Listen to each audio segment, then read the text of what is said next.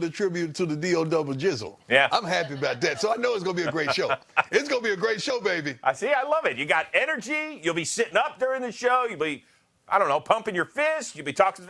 Let's just get it going. Sunday Night Football. Buffalo Bills, since they last appeared on Sunday Night Football in 2007, the Steelers have been on 38 times. Are you kidding me? But Josh Allen, would he get stage fright? Why you do Buffalo like that? No, I'm just reporting Why y'all do Buffalo like that? Do you think I just make these numbers up out of thin air? No, the Bills, they win. They're in the playoffs. Josh Allen on 4th and 6, going for it, hitting John Brown for a 10-yard gain. I like the call by Sean McDermott. Let's go for it. And then 5 plays later. Josh Allen, you know what he can do? He can run it, Prime. Yep, that's what he does. I love a quarterback, a big guy like that, young guy, but with the ability to not only throw the ball, but to run the ball as well. His 9th rushing touchdown this year. Now Pittsburgh gets a little cute.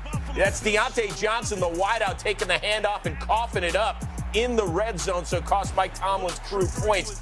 This one kind of a disaster from the onset because, that's James Conner who was handed off to him. He's not used to taking the snap, so the Bills end up recovering it.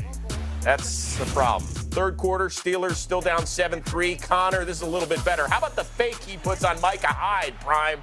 Wow. Some of the best feet coming out of the backfield in the NFL. This guy has that wiggle. Look at that. Woo, sit him in the chair. Break him off.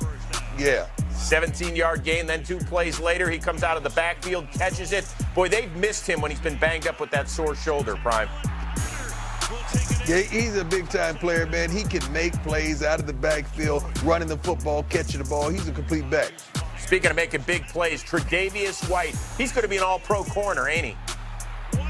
Let me tell you something. This guy put his foot in the ground and broke on that thing like no other. Great pursuit by the big fella running them out of bounds. Yeah. Hold him to 3. Yeah, that's Matt Filer, 6'6", 330 to save the touchdown. As you mentioned, held him to a field goal. Next Bills possession, Josh Allen to John Brown, 40 yards, and Brown has really developed into a nice receiver this season. So the Bills have first down at the Steelers' 30. 5 plays later, it's Allen to Tyler Kroft, who makes just his 4th catch this year, his first touchdown since 2017, and the Bills are up by 7, but the Steelers still have a shot. 3rd and 1, and Duck Hodges, you know what he does well? Finds James Washington down the field, Deion.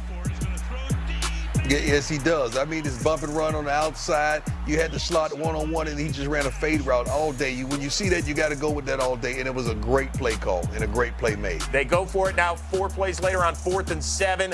Hodges looking, but it's Jordan Poyer who says, I'll take that. And Sean McDermott's pumped up because the Bills have picked off Hodges now 3 times, and that's a goal! But don't worry, because the Steelers would get another free kick opportunity at some point. Like under 30 to go, Hodges looking for the tying score, but it's Levi Wallace. That is 4 interceptions off of the wounded duck, if you will. And the Bills not only secure the win, they secure a playoff berth for the 2nd time in the last 3 seasons. And they also get double-digit wins in each season for the first time since 1999. So the AFC playoff picture remains unchanged. After Sunday, the Ravens are still the 1 seed, working it all the way down to the Steelers, who are hanging on to that 6th spot. But let's get to Buffalo. I get it. They're facing a 3rd-string quarterback. You can say whatever you want. This is a huge win for a young team led by Josh Allen and an ever-improving defense. You know, I picked Buffalo today. I picked them for a plethora of reasons. 1, because they've been balling out all year. 2, because they could run the ball successfully. 3, because that defense ranked 2nd in the league is unbelievable. Playing against a 3rd-team offense, come on. You got to go with the Buffalo Bills. And then not taking anything away from them, if they can throw the ball a little bit better, they're 28th in the league passing the football. Just imagine if they could cut that down to 14th or somewhere 10 to 15. These guys would be phenomenal. I cannot wait to see this game a week from now versus the New England Patriots. It's going to be a good one. Yeah, that'll happen Saturday right here on NFL Network, by the way. Still, it's going to take a lot for them to win that division because they have to win not only next week at New England, but they have to win their final game as well. And the Patriots then have to lose Week 17 against the Miami Dolphins, so the odds are stacked against them. But let's look ahead. Let's say they're the 5 seed. They could go on the road, whether it's to a Houston or a Tennessee, and win because that defense travels. Man, that defense travels. They got one of the premier corners in the game. They can get after the passer. If they could just protect the football today, they put the ball on the ground a couple times, running the ball offensively. They don't need to do that, especially we got Frank Gore sitting over there on the sideline, one of the best running backs that ever played a darn game. This team, I love them in so many ways, and I love the way they play for one another. I love the way they compete on each and every down. Yeah, and Sean McDermott's done a great job up there, taking them to the playoffs in 2 of the last 3 years. Kudos to them. We'll talk more about what this means for the Steelers a little bit later on in the show. Beat by old OC. As for the Niners, not as fun as last week in New Orleans. I mean, we don't play at our level, like we played last week or like we played all season. Anybody can get beat on any Sunday, and we definitely have to play better. I don't think we played at any type of intensity that we've been playing all year, and we got to figure out that. I wish I could play right now. So, yeah, that's a sour taste. I'd love to get out of my mouth right now, but we got 24 hours. Flush it, and we'll be back to work. Roller coaster, obviously a lot of the highest of highs, and then a real big low there at the end. So, it's tough, but it's football, man. Seahawks had dreams of making the postseason. They would with a win and a Rams loss in Dallas. Of course, Seahawks were in Carolina first quarter. Russell Wilson, look at the touch on this to DK Metcalf, Deion. Let me tell you something. Russell to DK Metcalf, get accustomed to hearing these two names together for quite some time. Yeah, and you can tell by the next-gen stats, they like living dangerously.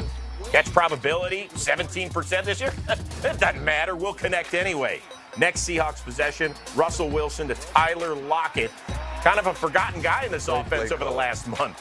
Yeah, great play call, great execution of a play. He kind of leaked out third read, and Russell put it on the money. Hey, you know who we don't talk about enough? Chris Carson. This guy is a bulldozer, Deion. Yes, he is. And when you could couple that with the way Russell Wilson is playing, you got a balanced offense. Yeah, 24 for 133 and 2 scores. Christian McCaffrey, congratulations. First Panther player with more than 2,000 yards from scrimmage in a single season. That kid's been awesome. Now, it's a 6-point lead for Seattle. 2.5 to go. 3rd and 11. What's Wilson going to dial up? That'd be Tyler Lockett. 8 snags for 120. That 120 receiving yards, more than his last 4 games combined. First down. And how about heading to the postseason, Russell Wilson and crew? That's exactly what is happening, because you take a look at the playoff picture with the Rams getting blown out down in Dallas. Seattle, not only did they clinch a playoff berth, they moved from the 5 seed to the 1 seed as of right now. Green Bay has punched its ticket. So too did San Francisco, although right now they are playing on Wild Card weekend. So that takes us right now to the Mercedes-Benz road to the playoffs. Now, big picture here, Deion. The San Francisco loss is not huge, because if they win out, which means Saturday at home against the Rams on NFL Network, then the final Sunday up in Seattle, they're going to be division champs. They're going to be the 1 seed. But who do you like more right now in the NFC? Is it the Niners or is it Seattle, and why? I like the Niners because of their defense is impeccable. Their defense is one of the best in the NFL, and you could travel anywhere with a defense of that sort. They could run the ball successfully. Now, today, they just was one of those days. You don't need to go cry, watch the tape. Don't even watch it. You know what happened. You lost, all right? David beat Goliath. That happens sometime in the NFL. But there's no need to break the glass in case of emergency. These guys can really perform. I don't like Seattle because I don't like them defensively.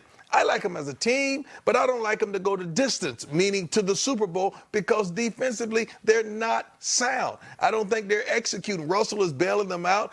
They have a phenomenal offense, but defensively they're lackluster. Okay, but you know it's a different animal up there in Seattle. It's a different place to play, right? Some places. Not really. Not really. Oh, come on, it's Not loud. really. How many times do we have a false start up there? We get hyped up on the fans, the 12. Ain't nobody playing in the NFL care about no 12. Ain't nobody care about no 12. Everybody got a 12. Every team has a 12. Stop. We just gave them a darn name. Oh, Deion. No, nobody.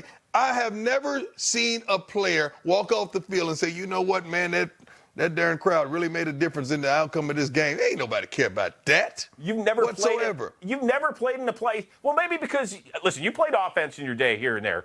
Maybe it's an offensive thing because you have heard the number of times where linemen are so lost out there. Wide receivers, they can't hear anything when they're 10 yards away from the football. You're trying to tell me that it's not a huge advantage? No, only a home field advantage people was with the Raiders. You didn't want your family to go there because you were scared they're going to get shanked. Everybody take a deep breath at home on that one. I'm sorry, I just told the truth. I apologize. Everybody, if you're an NFL player, you do not want your family members. You understand what I'm saying? It's gonna be better in Vegas. That's why they're going to Vegas. The Raiders fans are real. Move on? The Raiders fans are real. How about a much I safer love me some place Raider fans down there in Dallas, taking on the Rams? And this is wild from the coin toss. Listen.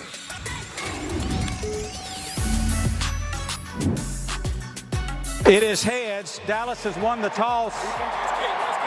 Go defense. We want to kick it. Kicking it that way. You want to kick? We defer the second half. Yes. Okay, you're going to kick. Yeah. Well, because Dak didn't originally say that we'll defer, he said we want to kick, we want to play defense. The Rams were going to get the kick in both halves, but the NFL eventually overruled that. Well, you could do that from replay official with an administrative call, so they reversed it. They got the right call, and that's the right call by Jason Witten. That was a great throw, by the way. Great throw and great catch, by the way. One hand by Jason Witten, by the way. And then second quarter in a 1-1 game, Tavon Austin. Deion, did we call that a blown coverage? Yeah, no, the guy fell. The guy that was covering him ran into a long pick route, a deep pick route. Watch those guys run into each other. DB fall, Tavon Austin wide open. Yeah. Dak located him, which was phenomenal. Touchdown. Yeah, that's a 17-yard separation. Most on any receiving TD this year. And later on in the second, the Rams are down 14. Jared Goff picked off. Nice hands by Sean Lee. Just the third takeaway by the Cowboys in the last 6 games and a solid return. The big news here, Goff actually hit his hand on Andrew Whitworth's helmet. He did not miss a snap throughout the rest of the game, but it was bothering him. He was icing it between series, and he was even trying to look at the plays with his left hand, and that's really tough. If you do that on your phone, it's a real problem. Zeke, they got back to using Zeke, Deion. That was big. Well, they always try to use Zeke. The game predicates that. Yeah. So Jerry's like, thumbs up, thumbs up. It's not like they don't want to use Zeke. That was a great game, man. Yeah. So now you look at the standings. Great game, Cowboys. The NFC East. It's Dallas at Philly next Sunday. Dallas wins that one. They are postseason bound, and they're going to be feeling so good. Just what the doctor ordered to get you out of the whatever you're in. And I must say, I guess I'm going to have to get me a new corn flip collar out there. But no, seriously, really proud because that does renew the team's confidence in its work. And we have all the respect in the world for the Rams. You know we do. Almost this time last year, they taught us a lesson in the running game, and we know they're well coached and a good team. So this one was richly deserved and came along at a good time for us. All right, so Dallas ends up scoring a season-high 44 points. They finally beat a winning team for the first time in 7 tries this year. All is well. You're buying them again, right? I'm not going to say I'm buying them. This is the worst division in football. Therefore, they have a solid chance to win the division. Why? Because first and foremost, the offense is phenomenal. We can sit here and say what we want, but this is the number 2 ranked offense in the NFL, number 1 in yardage per game. I mean, Dak is just Dak is balling. We don't give him credit. Dak is balling. Everybody say, why don't you just turn around and hand the ball to Zeke? Well, the game has to dictate that. When you see 8 men in the box, you got to throw the football. That's why Dak has been so prominent in throwing the football yardage-wise this season. But the game today, it predicated that you turn around and give Zeke the football, and that's what they did. And it paid dividends today. Defensively, guess what? They came up with some plays. They made some plays defensively, and to me, that was the difference of this game. No question. I want you to look into your crystal ball. Do you have a crystal ball in your room right now? Anywhere hanging out? No crystal ball. No. All right, let's say the playoffs stay exactly the way they are, seedings-wise. Dallas would host San Francisco on that first weekend. Would Dallas have any chance against the Niners? Yeah, you always have a chance. If you're in the NFL, you got a chance. You got a shot. Okay, See, some teams match up. Some teams match up good against the other team. I'm not buying the Cowboys and letting you think they're back on top. They're ready for the world. No, but they got a shot. Atlanta had a darn shot today, and they took it, and they won. See? The eternal optimist, the Hall of Famer, primetime Deion Sanders. Next week, as I mentioned, Dallas is at Philly. Carson Wentz and the Eagles were in the nation's capital on Sunday, taking on Dwayne Haskins. Fourth quarter, Adrian Peterson. Haskins is getting better. Yeah, they are getting better. They play better. They're playing harder. Curtis Martin, he passed you for 5th all-time in rushing yards. And Sweetness just tied him for 4th most rushing touchdowns in NFL history. All right, 10 minutes to go. Wow. Eagles ensuing drive, 3rd and goal. Wentz to Zach Ertz. Wide open. Can't do that. I think he's unguardable. Yeah. We have some great tight ends in the NFL right now. We really do. No question. Let's hit the fast forward button. Eagles down 3. That's Dallas Goedert. So in the highlight before, we saw a tight end from Dallas make a one-handed catch. Now we see a tight end named Dallas with a one-handed catch. That's pretty good. 5 for 55 on his day. 5 plays later with under 40 to go, it's Wentz looking for the best story of the day. Greg Ward cut 6 times by the Eagles, a former quarterback at Houston, and he's catching game-winning touchdowns. Pretty darn special for that. That's an awesome story. Now Washington still trying to stay in this one. 6 seconds left, down 4. Watch what he's doing. I got to give the kid some credit. He tried to make something happen, but that's Nigel Bradham, who went to Florida State, Deion. Yeah, he's in. Yes. The Eagles get a 10-point win. We'll see you take on Dallas next week. All right,